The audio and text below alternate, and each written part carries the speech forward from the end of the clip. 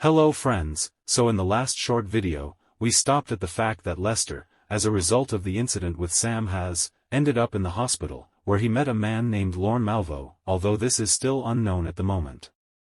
However, I would like to add about the life of Lester Nygaard.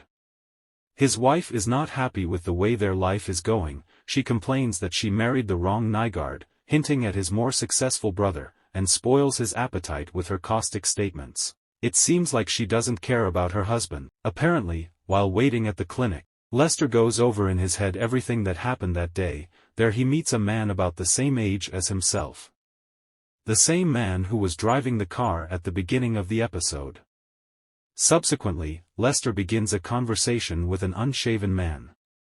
Lester awkwardly explains what happened and surprises his interlocutor. He remarks on what happened, that if you allow someone to break their nose once, in the future he may want to break his spine. The man notes that if he were in his place, he would kill for such a thing. The interlocutors part at a point where they are both trying to figure out whether to kill Sam Hass, and the stranger asks Lester whether it is yes or no. However, Lester only looks at him confusedly as he goes to the nurse. In the future, we see the situation between the brothers, whom Lorne sees when entering the workshop where Sam Hess runs his business with truck drivers. Silly-looking children argue and fight with each other.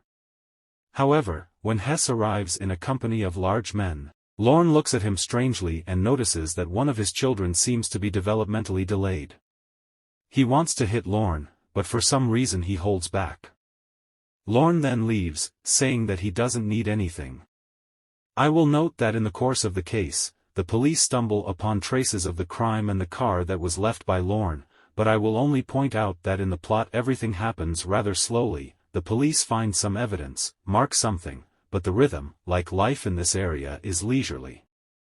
In the future, we see a situation where Nygaard Sr. and his wife visit his brother. I especially remember the moment when he shows Lester his machine gun, and then scolds his older brother because, in his opinion, he is behaving strangely.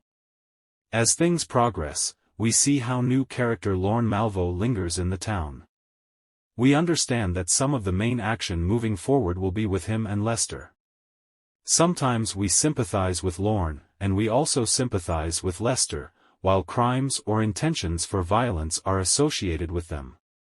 Wherever Malvo goes, he seems to make people around him think. He makes them dumbfounded. And at the same time, it seems to us that he is rather right even when he is a villain. Lorne answers the phone in the car and says he has to stay late for his own reasons.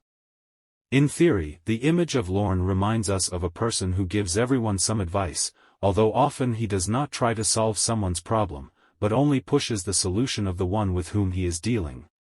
Next, I would like to continue the review and retelling of interesting moments from the episodes of the Fargo series. And of course this is not the only interesting series or film that I would like to talk about, so I will be glad to see your likes and subscriptions.